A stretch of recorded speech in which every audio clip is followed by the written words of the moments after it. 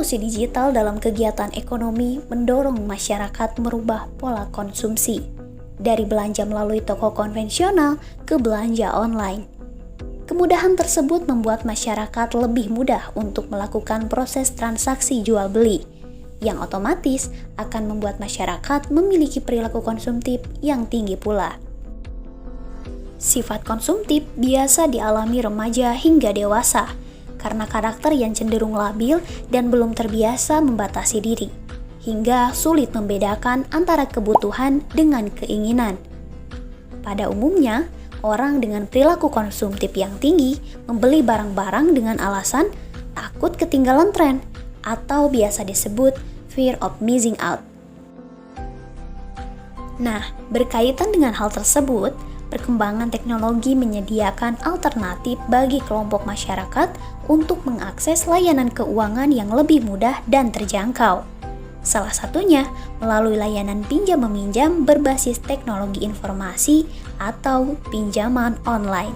Layanan pinjaman online atau kerap disebut pinjol menjadi alternatif banyak orang untuk mendapatkan dana secara instan. Namun, di tengah maraknya layanan pinjol, banyak oknum yang kemudian memanfaatkan hal tersebut untuk melakukan kejahatan. Sehingga, jika tidak dibarengi dengan literasi keuangan yang baik, masyarakat akan mudah terjerat aplikasi pinjol ilegal. Dalam catatan Otoritas Jasa Keuangan, sejak 2018, pihaknya telah memblokir atau menutup 3.516 aplikasi atau website pinjol ilegal. Meski demikian, nyatanya dalam hal ini masih banyak bermunculan pinjol ilegal yang bahkan menelan korban gara-gara bunga yang mencekik masyarakat.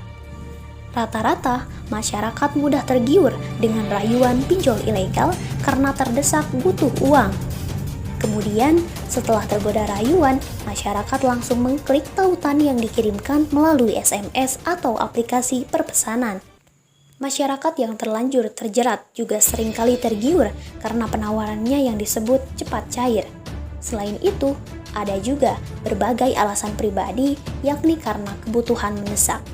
Hal tersebut tidak terlepas dari perilaku konsumtif masyarakat yang sangat tinggi. Dengan iming-iming bunga yang rendah, persyaratan mudah, hingga proses pencairan dana yang cepat menjadi alasan mengapa banyak orang tergiur pinjol ilegal. Padahal, alih-alih mendapatkan banyak kemudahan, justru hal tersebut menjadi bom waktu yang bisa meledak sewaktu-waktu. Pinjol ilegal telah banyak disalahgunakan untuk menipu orang yang benar-benar membutuhkan. Dengan sistem persyaratan yang sangat mudah, aplikasi pinjol, terutama ilegal, tentu sangat menggoda bagi masyarakat yang membutuhkan dana secara instan. Dengan hanya bermodal KTP, dalam waktu singkat, seseorang dapat langsung menerima dana tunai ke rekening pribadinya. Meskipun dalam jangka pendek dampak dari pinjol ilegal mungkin tidak terlalu terasa, namun jika diagregasi dan dilihat dalam jangka menengah hingga panjang, dampaknya akan signifikan.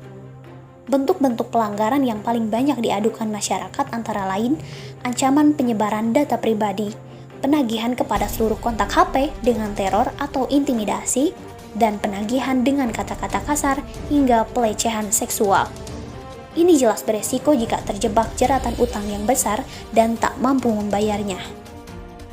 Lalu, apa yang harus dilakukan apabila sudah terlanjur terjerat dengan pinjaman online ilegal? Hutang tetaplah hutang. Melunasi pinjaman adalah solusinya.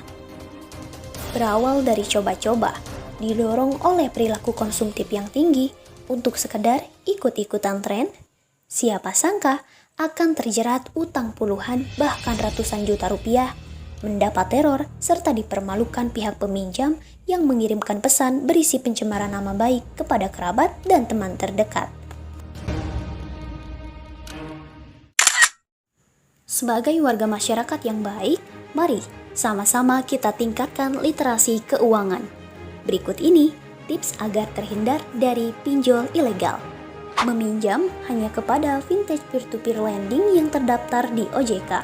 Cek legalitas dan rekam jejak digital perusahaan pinjol. Besar pinjaman yang diajukan sesuai dengan kebutuhan dan kemampuan bayar. Meminjam uang untuk kepentingan yang produktif dalam rangka meningkatkan ekonomi keluarga. Sebelum meminjam, pahami manfaat, biaya, bunga, jangka waktu, denda, dan risikonya. Waspadai pencurian data pribadi. Akhir kata, bijaklah dalam menggunakan pinjaman online. Lunas hari ini, lega sampai nanti.